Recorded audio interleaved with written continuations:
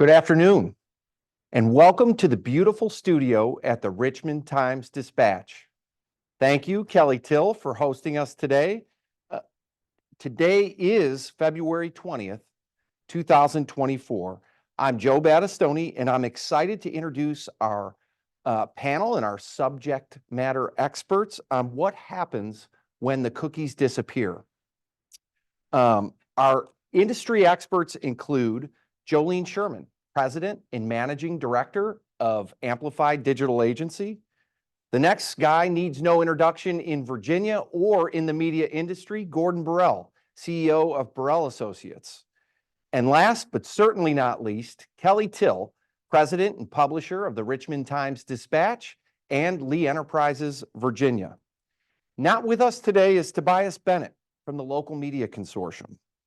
Poor Toby was called in for jury duty today for what we like to refer to as a panel, as a different type of panel discussion. So the agenda today is simple. Our very own Jolene Sherman is going to touch on some key themes around cookies. She'll give you a brief reminder as to what cookies are, what they do, and what it means to local advertisers. Then she'll talk about what would happen if cookies disappeared today. What would that mean to advertisers, agencies, and all of us, right? And then she'll talk about the heightened urgency around cookies. Why do we need to be talking about them now? And she'll make some predictions. After she makes her predictions, we'll go into a great panel discussion. We'll unpack some of the things that we talk about early on in Jolene's open. And then, as always, we will close with some call to action and some great things for all of you to take away today. So with that, I'm going to kick it over to Jolene Sherman, where she's going to start with some predictions. And thank you, Joe, and welcome to everyone who's here with us today virtually. Also want to say thank you to those who submitted questions when they were registering. That's been very valuable for us. We knew that there'd probably be a wide range of questions coming into this discussion today. And we saw that in real time. We saw that there were questions from everything. What exactly is a cookie and what does this mean and why are we talking about it? All the way to how is this specifically going to impact a campaign I might be running on CTV or geo-targeting. But we thank you for that, because what that allowed us to do is really prepare information that will stretch the gamut and answer those questions for you. And among myself and my panelists and Joe, we feel that at the end of this, we hope you can walk away prepared to take action on your marketing strategies in a cookieless world.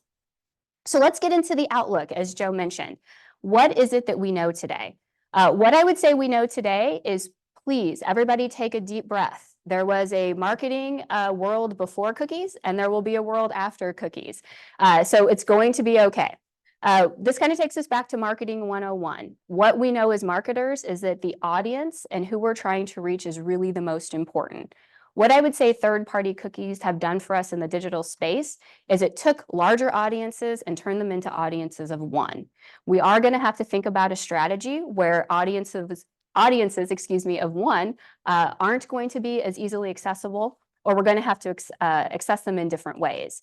So that's not going to be a bad thing for us, right? We're going to be able to work our way through it. What I also would say that we know is that as CMOs and marketers and business owners, your own audiences, what we call your first party data, is going to become more important than ever. You're going to need to learn how to capture it and harness it and leverage it if you're not doing so already. That is a fact. What we also know is when we think about those larger audiences, you're going to want to make sure that you're working with trusted audiences, what we call verified human audiences, and we'll get a little bit more into what we mean by that later on in the discussion. And what we also know that we need to be realistic about is, although the third-party cookie crumbling is certainly going to have an impact on the programmatic space and the way we think about third-party targeting and display targeting, there's billions of dollars in this industry. So myself and my co-panelists here are going to talk a lot about what that's going to mean. No one's going to walk away from that completely. So what we're going to start to see is other unique identifiers. We're going to talk a lot today about email and how email addresses are going to become king. Talk about walled gardens and partnerships and how not all walled gardens are going to be created equally and what that even means. And more specifically, we're going to talk about cohorts and contextual targeting and ways that we can still reach out to those audiences that you need to reach, even though we might be doing it without the third-party cookie. So let's take a quick step back. What is this cookie that we talk about, right? What is it that we mean when we talk about digital cookies? So the cookie was actually invented, the digital cookie that is, was actually invented in 1994. So this ad tech has been around for some time. There's really a big difference, though, between what we consider a first-party cookie and a third-party cookie. What we're talking about going away is the third-party cookie. And what we mean by that from an example is, say that you are on a website, particularly maybe an e-commerce site. You're shopping for a pair of shoes. You put those shoes in the shopping cart. You kind of abandon that cart and say, I don't know that I'm ready to make a purchase. Today, with third-party cookies, that website where you put the shoes into the cart can now serve you ads across the whole internet, the open internet, as we say, reminding you to come back and finish your purchase. When the third-party cookie goes away, that technology, that ability will go away with it. So that's one of the things we have to think about when we think about third-party cookies in this targeting and programmatic space. First-party cookies are cookies that when you log into a site, most of us see today, that you say like, oh, yep, I accept that, right? I accept that I know that I'm going to be tracked by that site. That could be login information, that could be your subscriber information on that site. They could capture things like your interest and the context of things that you're reading, but it stays on that site and that site only because you've given it permission. Those cookies are not going away. So just making sure that we kind of understand the difference if you're new to the cookie space as it relates to digital. So why is it that we're here today talking to you about this? What's the urgency? Why am I here with my panelist? Well, it's because although Google has talked about this for some time, 4 years now, I do believe, it's actually starting to happen. It happened on other browsers, but in January, Google made the decision to turn off third-party cookies on Chrome, which represented at that time 1% or 30 million people. They have a plan to eliminate the rest of those third-party cookies on Chrome by the end of 2024. And really, that's all around our personal private information and a lot of the legislation and legal issues that Google and other major browsers and big tech are facing. So I think that's the reason that we're interested in this. That's the reason myself, Joe, and my panelists are here today to talk to you and to really make sure that you as a marketer and a business owner are putting together a plan to be prepared for sort of this third-party cookieless world that we know that we're all going to be embracing here soon. So Joe, I'm going to get into a couple of predictions on what I think. Those are the things we know. Now let's talk about what we predict. So I do predict that it will happen. You know, 4 years ago, we kind of panicked. We thought Google was going to do it. They backed off. But I do predict that whether it's 100% by the end of 2024, it certainly is coming and it certainly is going to be a real thing. So that's my prediction, and I think we need to take it seriously. I definitely predict that we need to treat first-party data, and you as a CMO or marketer need to take that first-party data and make sure that you have a really cohesive and coherent strategy on how to leverage it. If you're not doing that today, I predict it's going to become the most important thing you think about in your future in terms of your marketing dollars and your expense. I also predict that it's going to be quality over quantity when we think about our audiences. Again, third-party programmatic gave us a really great way to reach people, to reach them pretty cheaply. But what we know is there was a lot of waste associated with that, but we'll talk about it in a little bit later in the discussion. But I think it's really important to note that that quality is going to come back and it's going to be important. That is what I predict. I also predict that from a performance and attribution standpoint, the companies that get ahead of that with technology to be able to continue to show advertisers how their marketing is being spent, the best use, of their dollars and return on investment is going to be really, really important. And I do predict that email addresses are going to be king in this new world as we use them as a unique identifier. Because once again, you know, we're still going to need that connection point to market and to reach individuals. So those are my predictions. But Joe, I'm very curious. I'd love to open it up to the panel and see what everyone else has to say. Well, there you have it, Jolene. Great overview and great way to kick us off. My first question is for Gordon. Gordon, do you really think that the cookie's going to go away this year? I remember this narrative, you and I talking about it in New York over 3 years ago. And before you answer, there's just a couple of things that I'd like to add to that. Microsoft announced that they're sunsetting lookalike audiences on LinkedIn right now in the month of February. Google, in addition to cookieless tests in Chrome, has eliminated features like cross-like conversions in their ad serving platform on Google Ad Manager. And just before you respond, remember that this impact changes third-party cross-site cookies. First-party cookies are not impacted. So Gordon? Sure. Google's been kicking this can down the road for about 3-4 years now. So it's coming, it's coming, it's coming. And yeah, sure, it's coming. It's likely to happen right now. As of today, what is it, 20th of February? There's a big lawsuit that's being prepared against Google to do this because there's so much money being derived from the use of third-party cookies. But so there's just a very complex issue around this. Let's kind of put it in perspective. 60% of the open web does not rely on third-party cookies at all.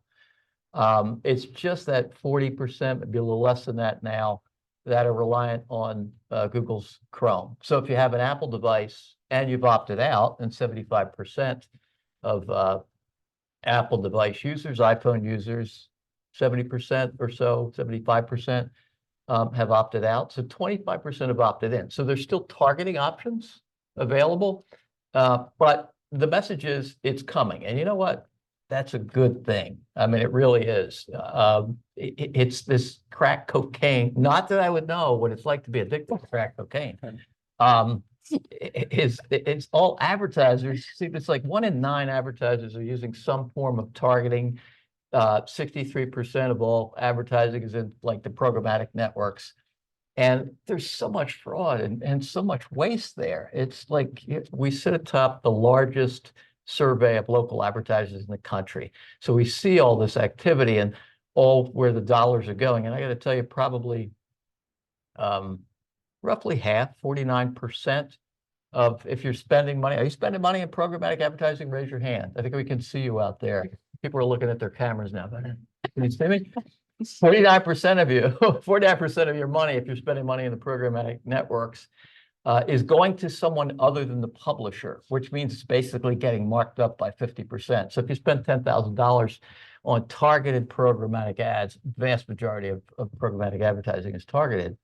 About half of it, spending $10,000, $5,000 is just basically a markup. On top of that, about half of the markup is fraudulent, is wasted, according to Ad Age. So there's, I guess, Joe, what I'm sort of building toward is that, yeah, it's going away, but that's not a bad thing. We'll also be concerned because targeting is very useful. It's a very useful form of advertising. I searched for a pressure washer for my son-in-law, and God knows, everywhere I go, whatever site I go on, I'm hit with ads for pressure washers. Well, it's actually kind of useful, isn't it? But there are more ingenious ways of targeting, and I think much more effective ways of targeting and migrating the first-party data. Gordon, well said. So he went specifically into programmatic. Jolene, what other areas do you think this change is going to really affect? Yeah, so I would say just to double down on what Gordon has said, specifically in the programmatic space, you have the programmatic targeting where you're just trying to reach an audience of potential consumers, right? And get them to engage with your site or engage with your brand. But what I also would say is think about specifically retargeting. I think that, and that's the example Gordon just gave, you do an action, you take an action, whether it's put the shoes in the shopping cart like I gave, or search for something, that retargeting and the disruption that it's going to have to that very specific sort of part of the programmatic space, I think is what most marketers are going to feel kind of out of the gate. I think that's going to be the most disruptive. But what I will say is that, one of the things about the programmatic space is that there's other ways in which you can target without that pixel, which really is like around contextual targeting, content targeting, ways in which brands can engage with people of that nature. And what I would say is that, Kelly, that's probably something really in your wheelhouse as you think about the local news sites, the content that you have, how that can, although disruptive, what solutions that, are there that will not be as disrupted. Yeah, you mentioned a bunch of the areas that I do see where local news sites are positioned well. contextual is one of those Mhm. areas because we have quality content. But there's four real areas. The first is we have a quality audience. Mm. And our audience does not change when cookies go away. Right. So that's something to remember. And newspaper websites have loyal and local readership. So the importance of that is it means that ads are seen by real people, not bots. And I know that we're going to get into that later. And it's in a privacy compliant, ethical, and trusted environment, which is important. Mm. The second area is the content. We have quality content. And it'll be important to diversify ad strategies. So if you're not doing that right now, you're going to want to do that. And one effective approach you mentioned, Jolene, was contextual advertising, and where ads are placed based on the content of the website rather than user behavior. And publisher sites have relevant, high quality content that we place ads next to. The third area is local publishers are walled gardens, and we offer targeted advertising capabilities within our networks using first-party data. And you mentioned first-party data is important, and it is, because providers who, with access to first-party data, will have a significant advantage. And we've been doing this for years because of we have subscribers, and in order to get to our content, you have to log on. So we use, to get first-party data, we use user registration data, content consumption data, geolocation data, engagement metrics, and of course, subscriber data, as well as emails, which you mentioned that are so important. So I feel really good about how local news sites are positioned, whether there's cookies or not. Well, Kelly, if you're looking for an argument, I think you're in the wrong spot. I tend to agree with you on that particular thing. This is where I'll kick it over to Gordon and just say, what are you seeing in this specific segment of the digital media industry that is preparing us for this cookieless internet?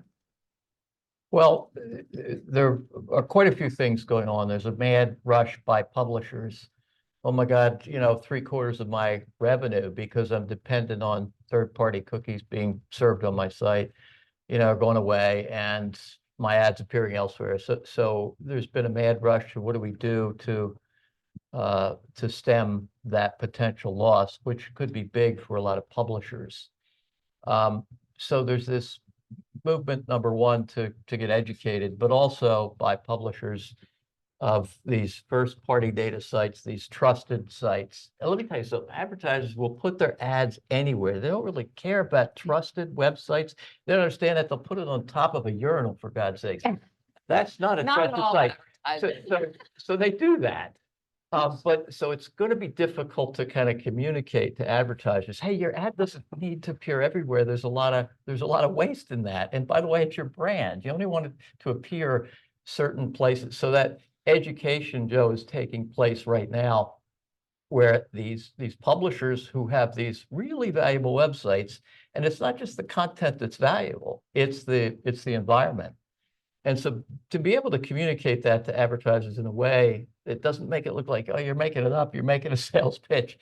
No, actually, our click-through rate on these ads on our website, where we have first-party data, which is you basically have the email address or some amount of information from the person visiting the site, your click-through rate is going to be higher, and you're around trusted content.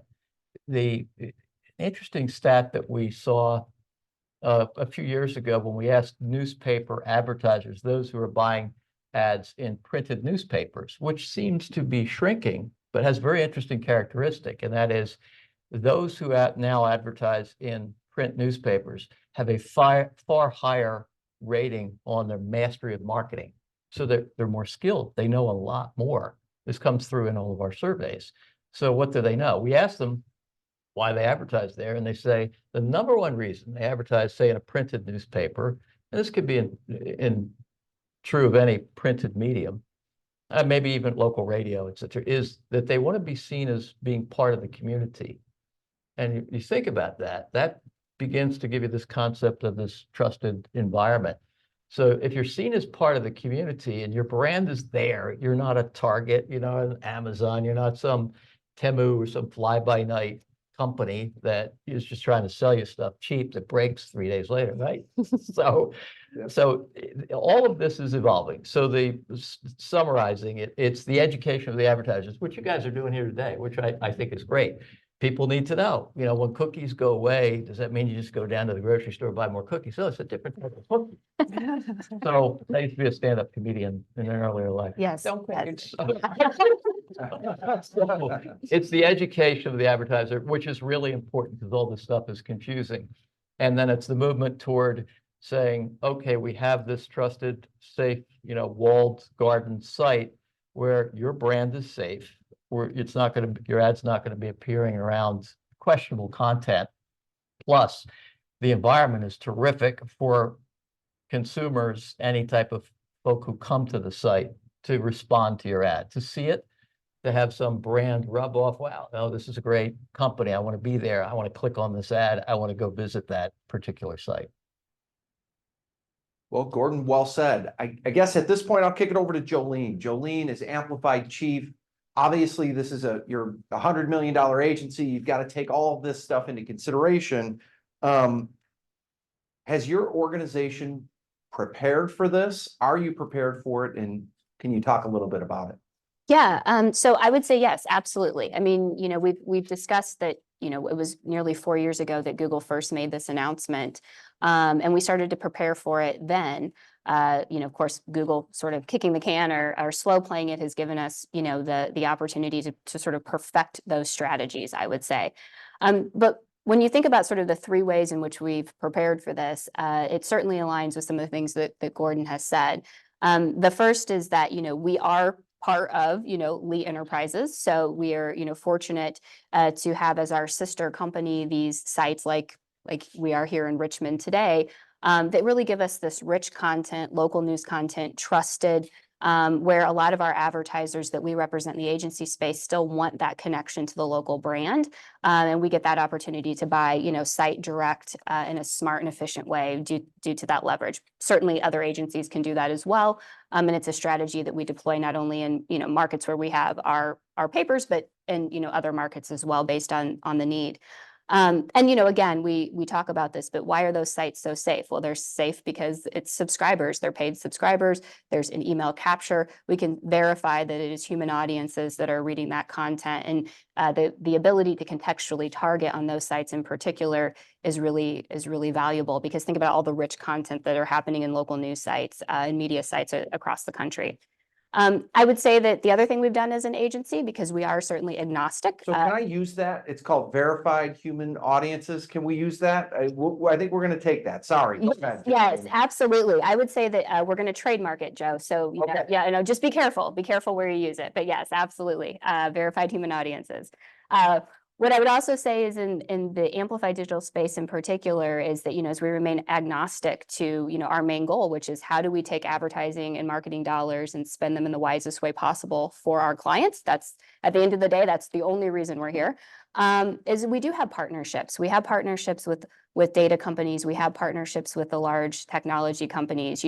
We work with obviously Google. We work with the Trade Desk. We work with these companies, and we have been staying on top of and in partnership with the solutions that they're coming up with to help to sort of address what's going to happen as the third-party cookie depreciates. So, some examples that we're seeing that are in beta right now are things like the SP 500, not to go too deep, but that's a Trade Desk way in which they're creating this sort of very large walled garden with brand safe publisher sites. So that speaks specifically to what we're addressing here, but at a much larger scale. The Trade Desk looking at those sites because they are subscriber sites. So once again, those are verified human audiences. You're subscribing, you're paying, you're obviously someone who is potential to make a buying decision.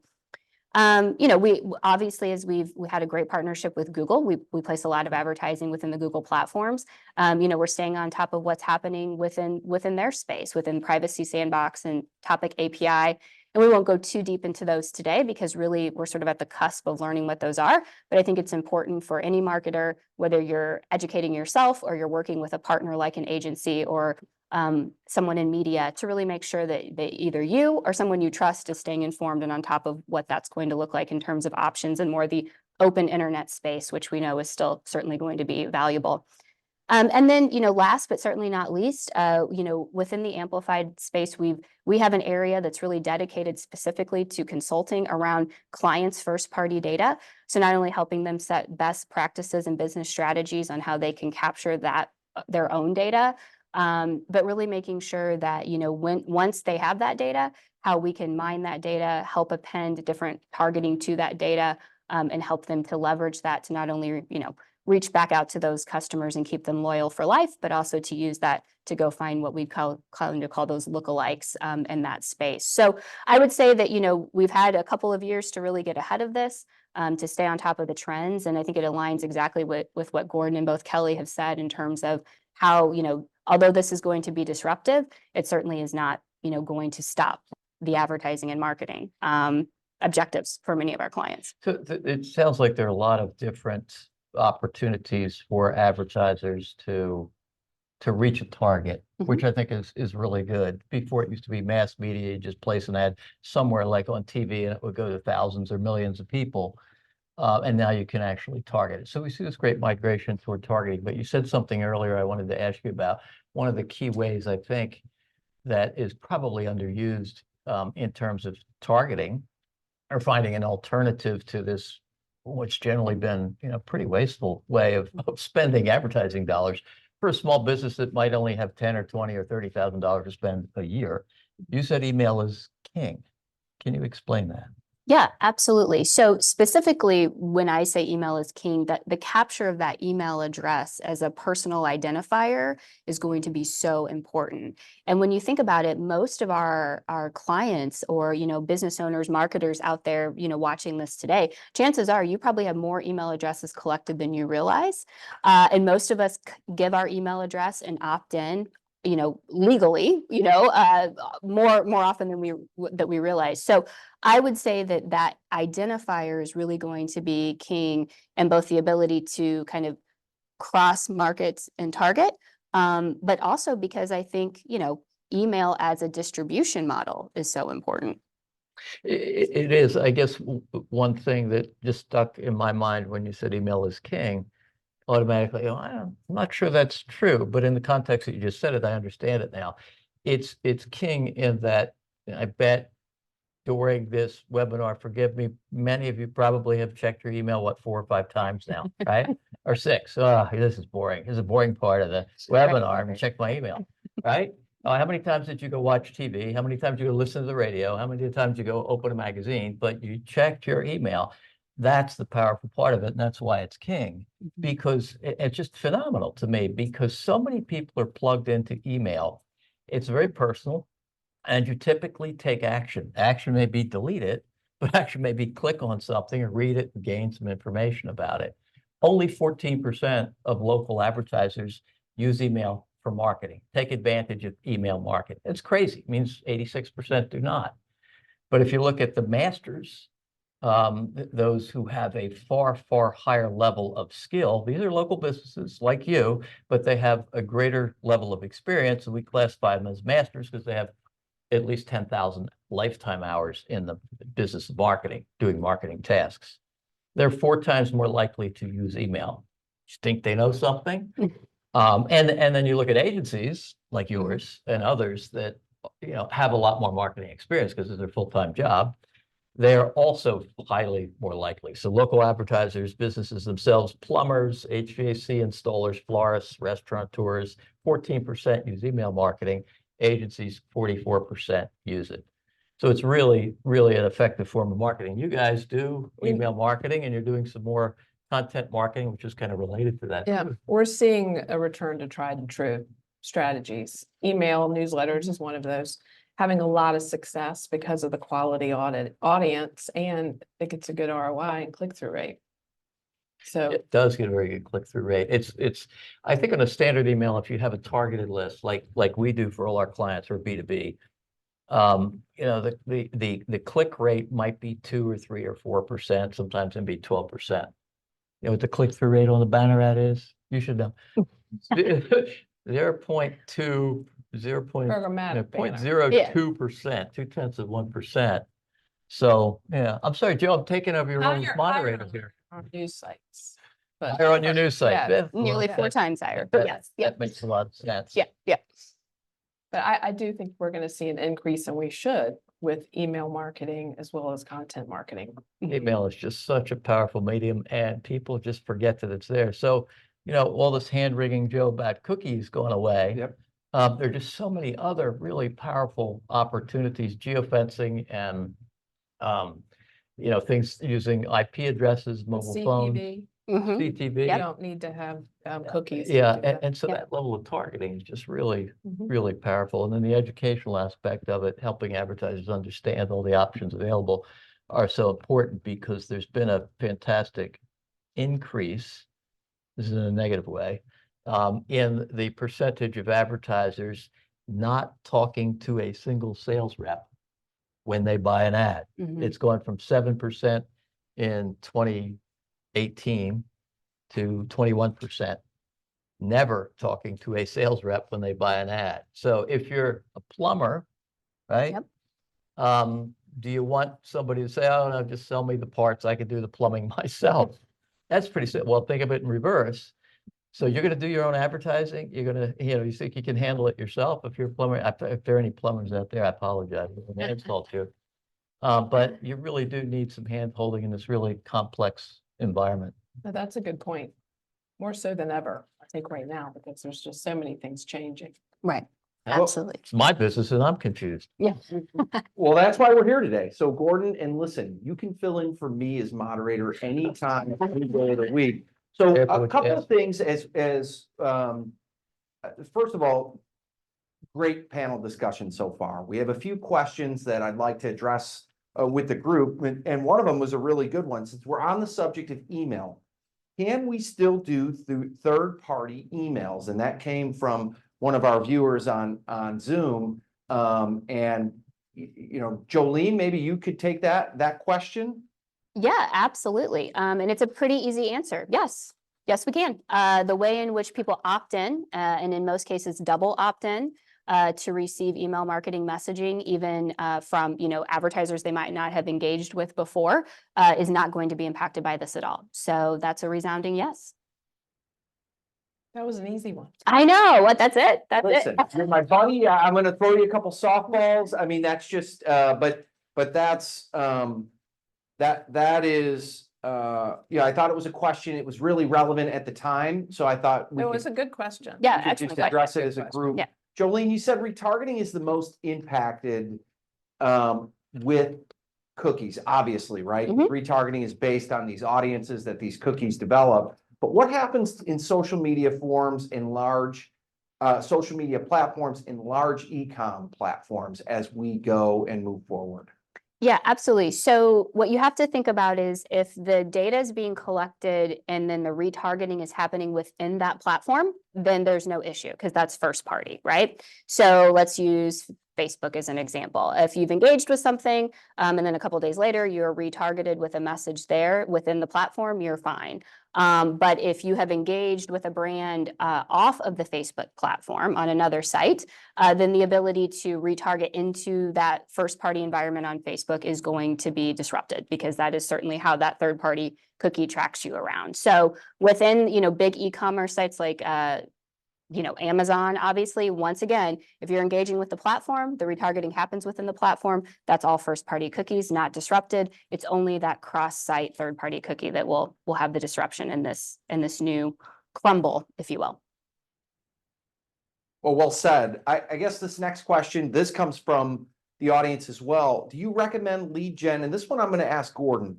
Do you recommend lead gen tactics, things like drip campaigns, et cetera, to get prepared for a potential cookieless world?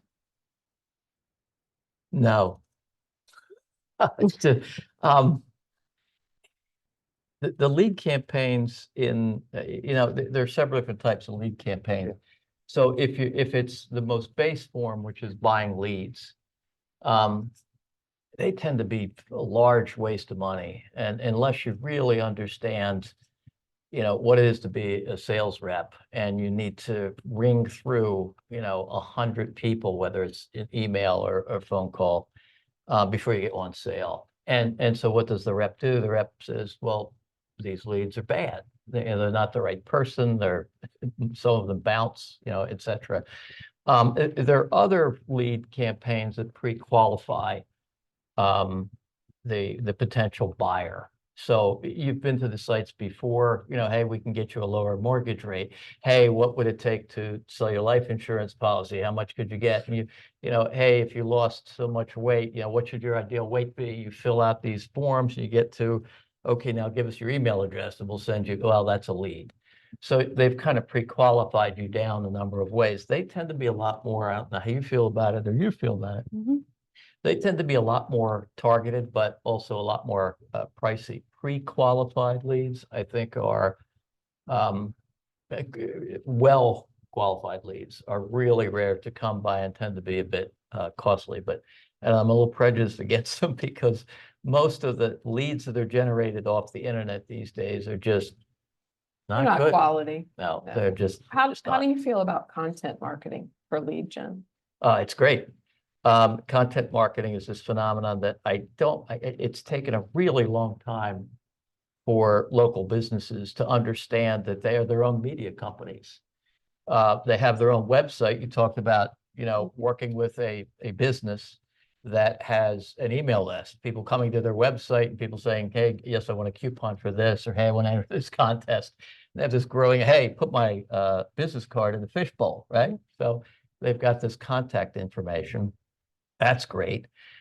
So they can collect information about their current, user base, their current customers, and then they can develop their website into what is essentially a news and information site. So the news is we have a sale. That's news to a lot of people. So where I'm going with this is if you think about the ability to tell your story, if you're an electrician or a plumber, you've been in business for 50 years in the community, and most businesses will say, when you ask them what their problem is in advertising or marketing, is, well, we're the best kept secret. Nobody knows about us because they haven't told people about them the right way, or their marketing is wasted. So now you have the medium at your disposal. You can be on television. You can have your daughter shoot an iPhone video of you sitting on the edge of your desk talking about, your personal injury attorney, and the first thing that you shouldn't do when you get in an accident is call the insurance company, and here's why. Or this is the way we rearrange flowers and arrange flowers, and this is what we do, and this is what there are just so many ways to tell your story. Yeah, and to educate. I think we're seeing a lot of success with some of our clients who are using content marketing to educate, and from that education, it engages prospects, leads, and they've gotten some really good business. So you guys are helping advertisers, and this is the important part. You guys are helping advertisers tell that story. Yes. You have your media Yes. company. Yeah. And I think that's the important point. You don't Through want to video form, podcast form, printed form, or through our sites. podcasts as well. Podcasts too. Well, Podcasts are Podcasts are growing, hot, right? They're really growing. They're hot. Well, not to jump into the panel, I'm just the moderator, but here's what I would Keep say. us focused, Joe. And I want to stay focused right here because I think everyone's touched on a key differentiator, right? Things get more complicated. You'd seem with the cookies going away, but maybe not. Maybe now we start getting more direct to customers about what it is that we're trying to do, educate, enlift, things like that. Less And waste too. Less waste. And real people. I think one of the things that Gordon said, and listen, we say it in a very fancy way all the time, is build your own first party data audience. Well, Gordon said it better, and I think I'll use this moving forward. Collect data. Work with somebody to collect your own data. You cannot rely on, say, maybe big tech or whatever else, some general thing, but work locally to collect your own data set. I think that's a really good point that we can take away from today's session. So, Kelly, in 2 minutes or less, we discussed a lot of themes today. Verified human audiences, which I'm sorry, I am trademarking after today. That is going to be a big takeaway for all of us. What's your response to all of these new ideas? Like I said before, and when I go back to what local news sites do, we have the largest audience, we have a quality audience, and we have quality content, which creates engagement, which then creates results for our advertisers. And maybe, with that in mind, all of those things help us or help someone like you in the space to collect data and build first party. Correct. data. And we've been collecting first party data for years, Yeah. years. So we're ahead. I feel like we're ahead of the curve. We still have work to do, but we have tons of client data and subscriber data because we have subscribers and we have a paywall, and you have to log in, give your information to access that content, That's great. which is so valuable for us and for the clients that work with us. Gordon, how about you? How would you summarize some of the things that we talked about here today? I think, I channel SMBs or small and medium-sized businesses. That's basically what we do. Understand the flow of the $130 billion in local advertising that's spent in this country every year.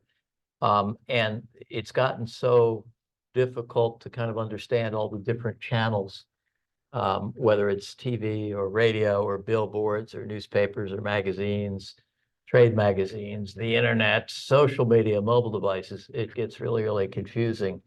And to your point about data, if you look in the Bureau of Labor Statistics data at the number of marketing positions that have been created, they've gone through the roof and certainly took a big spike during the pandemic. And that's all these small businesses beginning to realize they need to hire a marketing person. Well, a lot of them actually can't.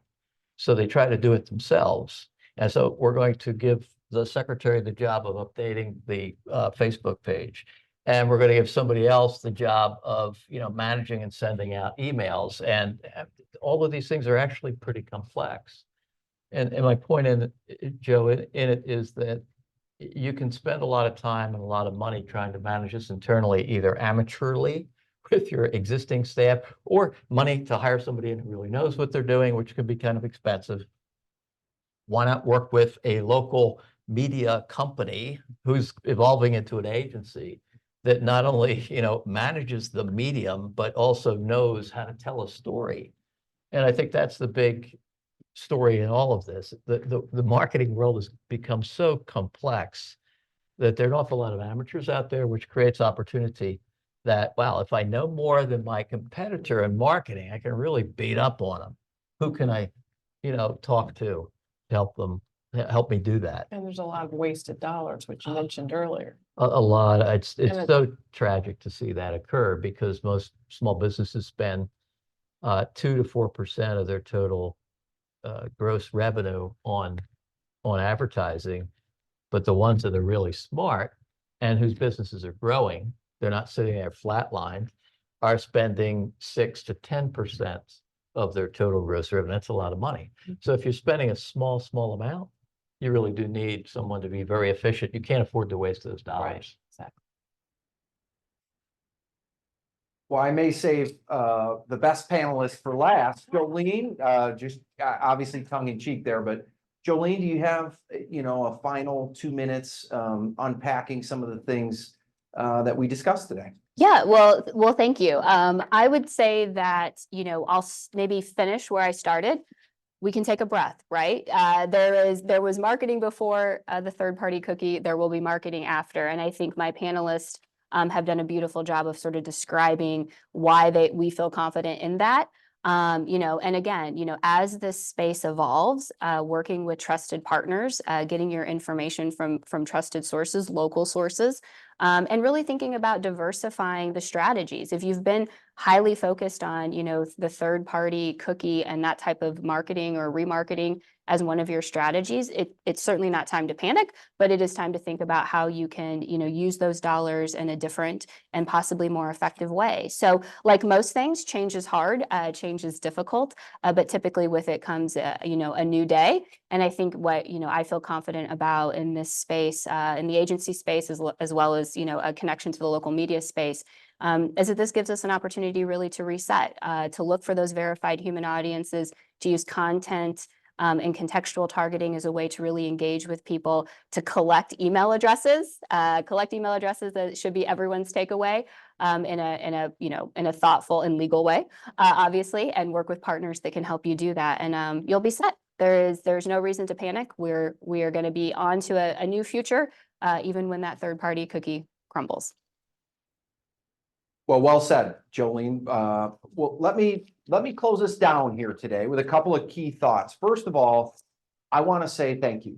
Thank you, Kelly, for hosting and for your insight. Gordon, it's not a long drive for you to here to Richmond, but we are really, really appreciative of your time, your input. I certainly learned something from you every time that we connect. And then last but not least, Jolene, great job setting the landscape for what this means to advertisers, what this means to us, and what we need to do about it. So I'm going to take a few closing thoughts for our audience today.